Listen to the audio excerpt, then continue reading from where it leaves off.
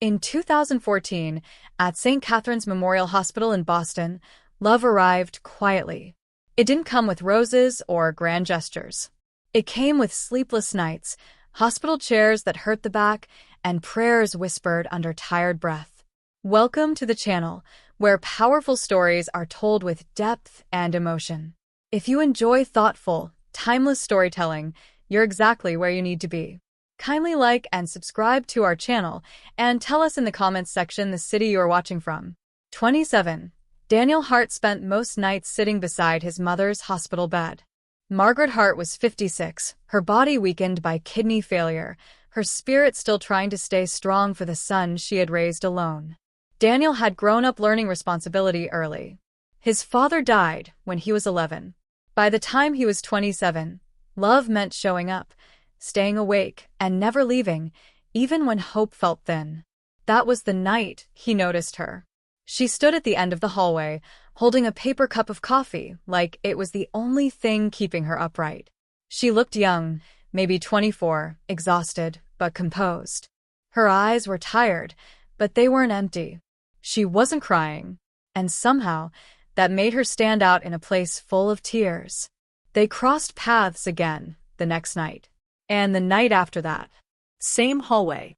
Same hour. Same silence. On the fifth night, a vending machine jammed, and frustration finally gave them a reason to speak.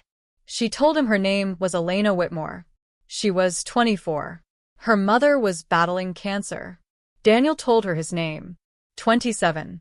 His mother was fighting kidney failure. In that moment, something unspoken settled between them.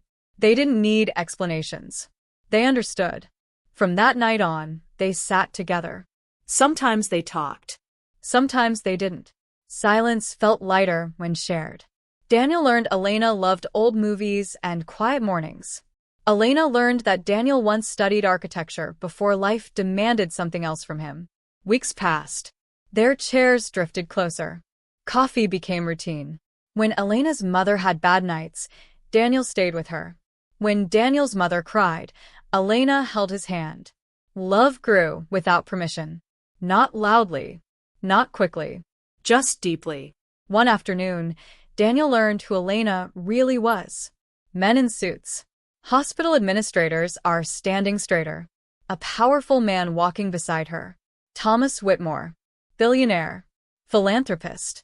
That night, Elena apologized for not telling him sooner. Daniel told her he didn't care about money. He cared about her. That was the night love stopped pretending it was anything else. When Elena's mother stabilized months later, Elena invited Daniel to her family home. And that was when everything began to change. The Whitmore estate was beautiful, quiet, and intimidating. Daniel felt out of place the moment he stepped inside. That was where he met Catherine Whitmore, 31 years old. Elena's elder sister. Elegant. Calm. Married, but lonely in ways she had never said out loud. At first, Catherine was just polite. Then she became curious. She asked Daniel about his childhood, about his dreams, about his mother. She listened, really listened. And without realizing it, Daniel began to feel seen in a way that surprised him. Elena loved him with gentleness. Catherine understood him in depth. That difference mattered more than Daniel wanted to admit. Weeks passed. Conversations lingered longer than they should. Silences grew heavier. Nothing inappropriate happened, but something emotional was shifting. Elena sensed it. She didn't accuse. She didn't shout. She just watched the man she loved slowly drift somewhere she couldn't follow. Daniel felt guilty, conflicted, ashamed of feelings he hadn't chosen. One night, Elena asked him quietly if he was still with her. Daniel said yes, but his hesitation said more than words ever could. The truth surfaced soon after. Elena walked into a room and felt it instantly, the connection between Daniel and Catherine, invisible but undeniable. Elena didn't scream. She broke. That night, she left the house and Daniel's life. And Daniel realized too late that love, once wounded, doesn't wait for clarity. Daniel left the Whitmore estate soon after. He didn't chase Catherine. He didn't justify himself. He went back to his small apartment, to his work, to the silence he had created with his own confusion. Months passed. Elena disappeared from his life. No calls. No messages. Daniel focused on caring for his mother, on rebuilding himself, on understanding the difference between comfort and commitment. In time, Margaret Hart passed peacefully. Daniel grieved, but he also grew. Years later, in 2019, Daniel returned to St. Catherine's Memorial Hospital. Same hallway, same vending machine. And there she was, Elena, older, stronger, calmer. Their eyes met, and time softened. They talked. Slowly. Honestly. Daniel apologized, not with excuses, but with understanding.